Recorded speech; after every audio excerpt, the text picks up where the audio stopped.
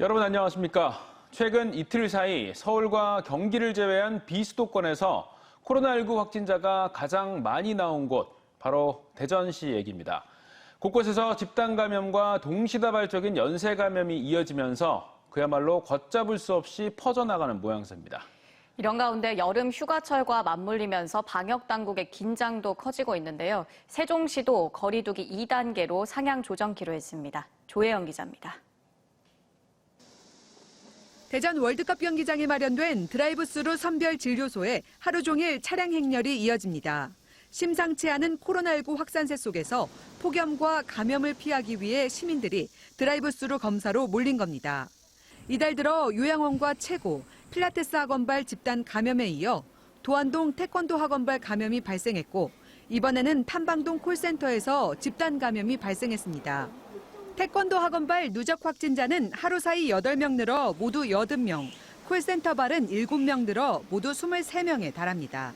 집단을 중심으로 빠르게 확산되면서 최근 일주일 사이 대전 누적 확진자는 400명을 넘어섰고 비수도권 가운데 이틀 연속 확진자가 가장 많이 발생했습니다. 특히 학생 확진자가 눈에 띄게 늘면서 대전 전체 어린이집이 다음 달 4일까지 2주 동안 휴원합니다. 수도권 거리두기 격상과 대전 확진자 증가세를 우려한 세종시도 22일부터 거리두기 2단계로 상향했습니다. 사적 모임 허용 인원은 현행대로 4명인데 백신 접종 인센티브는 적용하지 않기로 했습니다. 식당과 카페는 밤 12시까지만 매장 내 취식이 가능하며 이후에는 포장과 배달만 허용합니다. 꼼꼼하게 현장을 점검하고 방역수칙 위반 시에는 무관용 원칙을 적용하여 엄정하게 대응하도록 하겠습니다. 이런 가운데 방학과 본격 휴가철까지 겹치면서 휴양지를 중심으로 방역 활동이 한창입니다. 김부겸 국무총리는 충남 대표 휴양지인 보령 대천 해수욕장을 찾아 방역 현장을 둘러보고 철저한 방역수칙 준수를 당부했습니다. 많은 사람들이 이동하고 또 모일 수 있는 데가 해수욕장이기 때문에 그래서 다시 국민들께 개인 방역수칙 지키고 또 우리들의 이 코로나와의 싸움에 모두 협조하자 그런 뜻으로 왔습니다. 방역당국은 또 방학 기간 학생들의 접촉이 많은 학원과 교습소 등에 대한 방역을 강화하는 한편 지역 간 전파가 많은 만큼 지역 이동을 되도록 자제해 줄 것을 당부했습니다. TJB 조혜원입니다. 집단 감염의 여파 등으로 대전과 세종, 충남에서 모두 136명이 확진됐습니다. 대전에선 도안동 태권도장과 콜센터 관련 확진자 외에 감염 경로를 알 수 없는 확진자가 44명이나 추가되며 대전에서만 79명이 확진됐습니다. 충남 천안에선 유흥업소 집단 발생 관련 N차 감염자 3명이 추가돼 현재까지 모두 53명이 확진됐고 서울에서 온 강사에게 강의를 들은 천안의 중학생 4명이 확진돼 해당 학교 교직원과 학생 380여 명을 대상으로 검사가 진행 중입니다. 이 밖에 아산과 태안, 당진 등 지역사회 곳곳에서 산발적인 확산이 계속되며 충남에서만 44명이 확진됐고 세종에서도 가족 간 감염 등으로 7명이 확진되는 등 13명이 추가 확진됐습니다. 코로나19 재확산에 회복세를 보이던 외식업계 매출이 또다시 반토막이 났습니다. 소상공인 50% 이상이 휴업이나 폐업을 고려할 정도로 매출 부진이 심각한데요. 상인들은 예측할 수 없는 방역 수준에 이러지도 저러지도 못하고 있습니다. 김광교 기자입니다. 대전의 한 음식점 지난달 거리두기 완화로 반짝 회복세를 보이던 매출이 코로나19가 재확산되면서 다시 반토막이 났습니다. 대출까지 받아 근근히 버텨왔지만 더 어려운 건 종잡을 수 없는 코로나 상황. 요즘 같으면 인건비라도 줄이고 싶지만 방역 수준이 수시로 바뀌면서 이러지도 저러지도 못하고 있습니다. 또 풀려버리면 또 손님들이 계속 몰려오면 또 사람을 구해야 되잖아요. 그래서 줄일 수도 없고 그냥 그대로 끌고 가야 돼요. 끌고 가는데 매출은 떨어지고 이거 정말 어렵네요. 코로나19가 4차까지 반복적으로 유행하면서 자영업자들은 매출 부진에 점포를 내놔도 나가지도 않고 지칠 대로 지쳤습니다. 손님 자체가 없으니까 보통 가게도 이제 내놔도 쉬 나가지가 않고 자금은 또 딸리니까 또 대출 받아가지고 경영을 하고 그러다 보면 빚은 빚대로 늘어나고. 호텔업계도 사정은 마찬가지입니다. 코로나19 재확산에 이번 주 참석 인원이 많은 모임을 중심으로 행사 예약 절반이 취소됐습니다. 코로나로 인해서 이번 주가 취소가 좀 많이 발생했어요. 규모로 봐서는 이 큰 행사들이 빠진 거거든요. 어떻게 보면 절반 정도인데 이제 규모가 크다 보니까 인원이나 매출 규모로 볼 때는 70% 이렇게 되는 거죠. 중소기업 중앙회가 음식, 숙박업 등 소상공인 300곳을 대상으로 조사한 결과 거리두기 4단계가 적용되는 수도권은 58.8%가, 3단계가 예고된 대전 등 지방은 55.8%가 휴업 또는 폐업을 고민하고 있다고 답했습니다. 저희 조사에 의하면 코로나19 확산세에 따라 소상공인의 50% 정도가 폐업을 고민할 정도로 매출 부진이 심각한 상황입니다. 코로나가 확산될 때마다 자영업자들은 방역 수준이 언제 또 풀릴지 몰라 문을 닫지도 못하고 빚은 빚대로 늘어 시름만 커지고 있습니다. TJB 김건교입니다. 김부겸 국무총리는 재난지원금 전국민 지원 논의와 관련해 선별지원 원칙을 다시 강조했습니다. 김 총리는 대천 해수욕장 방역 점검 도중 기자들과 만나 소득이 줄어들지 않은 분들이 재난지원금을 양보하는 게 맞다고 본다면서 일단 국회 논의를 지켜보겠다고 말했습니다. 김 총리는 또 서산 군 비행장을 활용한 민간공항 건설에 대해 충남도민들의 수건인 만큼 반드시 관철되도록 최선을 다하겠다고 밝혔고, 보령화력 조기 폐쇄에 따른 지역경제 침체에 대해서도 정부가 도울 수 있는 방법을 최대한 찾아보겠다고 밝혔습니다.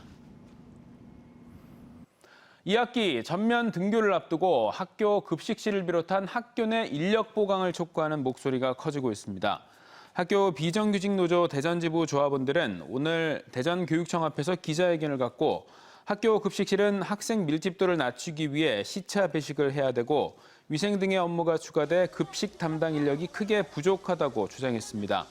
여기에 방역 업무까지 추가되면서 노동 강도가 기하급수적으로 늘어나고 있다며 급식실 인력은 물론 방역 인력 충원과 폭염에 따른 냉방 대책 수립을 촉구했습니다. 10년 넘게 공전을 거듭하다 결국 공영 개발 방식을 선택한 대전 유성복합터미널 조성 사업의 밑그림이 공개됐습니다. 여객시설과 공공업무시설, 주상복합 등이 포함된 지하 3층, 지상 33층 규모로 오는 2026년 여름에 문을 열 계획입니다. 장석영 기자입니다. 지난 2010년 3월 첫 공모를 시작으로 모두 4차례나 민간 개발이 무산되면서 10년 넘게 표류해왔던 대전 유성복합터미널이 드디어 조성됩니다. 대전시가 공영개발로 방향을 틀어 오는 2026년 7월 운영을 시작하겠다고 못 받고 다음 달 기본계획 용역 설계에 들어갑니다. 32,693제곱미터 부지에 지하 3층, 지상 33층 규모, 여객시설은 하루 10,000명을 염두에 두고 지하 1층에서 지상 1층까지 28,000제곱미터 공간에 조성됩니다. 또 공항 이용객의 편의를 고려한 도심 공항터미널 설치도 적극 추진하고 있습니다. 주상복합은 510가구를 공급하는데 이 가운데 120가구는 청년, 신혼부부를 위한 행복주택입니다. 전체 면적의 20%는 양질의 일자리 창출을 위한 지식산업센터로 분양하거나 임대할 예정입니다.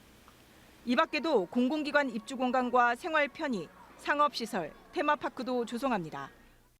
시민들에게 불편을 끼쳐드린 점 대단히 송구스럽게 생각합니다. 앞으로 대전시와 대전도시공사가 추진한 이 사업은 계획한 대로 차질 없이 진행해서 빠른 시간 내에 준공할 수 있도록 최선의 노력을 다하겠습니다.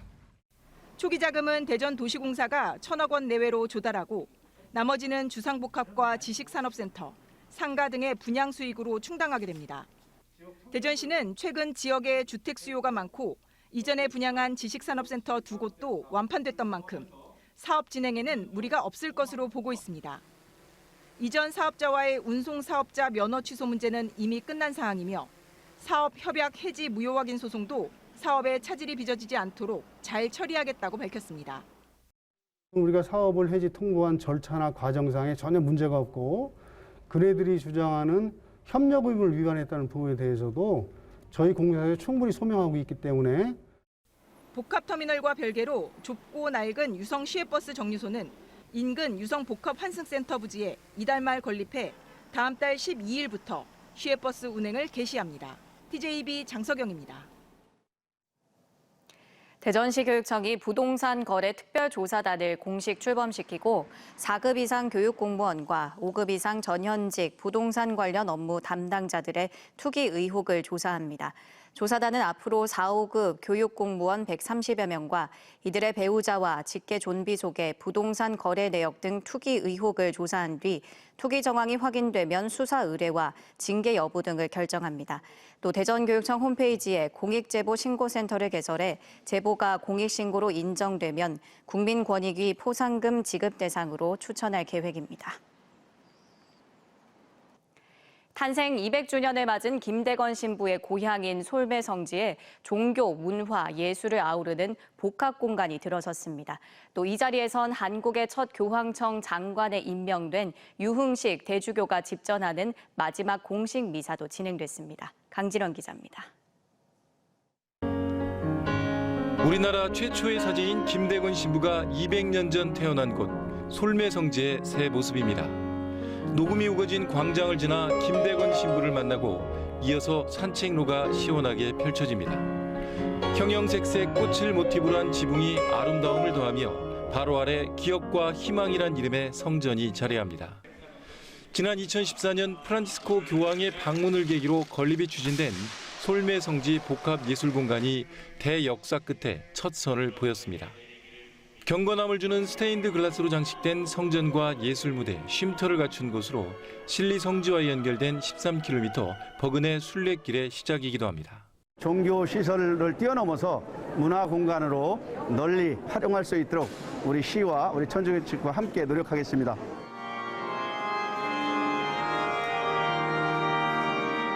이 자리에서는 한국 최초로 교황청 장관에 임명된 대전교구장 유흥식 대주교가 집전하는 공식적인 국내 마지막 미사가 진행됐습니다. 영수정 추기경과 주한 바티칸 대사, 천주교 주교단이 참여한 미사에서 유 대주교는 국민들에게 감사의 인사를 전했습니다. 제가 장관이 된 것은 특별히 김대건 신부님과 우리 장한 순교대 덕택이기 때문에 로마 가서도 순교대 후손답게 아주 거기에 교황님과 함께 봉사하겠다는 그런 다짐입니다. 당진 씨와 천주교 대전교구는 솔매성지에서 다음 달 김대건 신부 탄생 200주년 기념 행사를 다채로운 프로그램과 함께 치를 예정이며 초기 천주교의 모습을 유네스코 세계 기록유산에 등재하도록 추진할 계획입니다. TJB 강진원입니다. 초등학생 친딸을 무자비하게 학대하고 성폭행까지 저지른 30대 남성이 징역 13년형을 받았습니다. 대전지법 형사 11부는 성폭력 범죄 처벌 등에 관한 특례법 위반 등의 혐의로 구속 기소된 33살 A씨에게 징역 13년을 선고하고 아동학대 치료 프로그램 40시간 수강 등을 명령했습니다.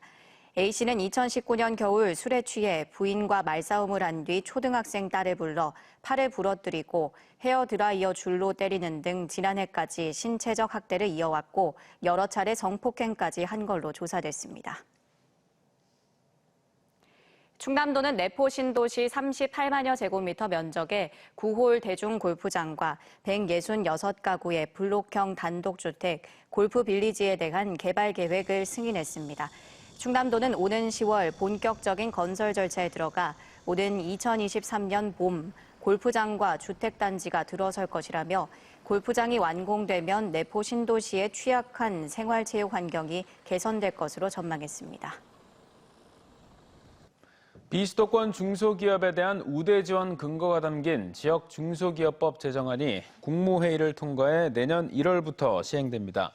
이 법안은 지역 경제 기여도와 성장 잠재력이 큰 비수도권 지역 중소기업을 각 시도가 직접 선정하고 정부와 지자체가 함께 육성하는 내용과 기술 개발과 사업화 자금 등 정부 지원이 집중되는 지역 혁신 선도 기업도 지정하는 방안이 담겼습니다. 정부는 이와 함께 낙후된 중소기업 밀집 지역의 회복을 위해 각종 특례 제공과 기업 유치, 기반 시설과 공동 활용 인프라 설치 등을 지원하는 스마트 혁신지구 2곳을 올 하반기 선정하기로 했습니다.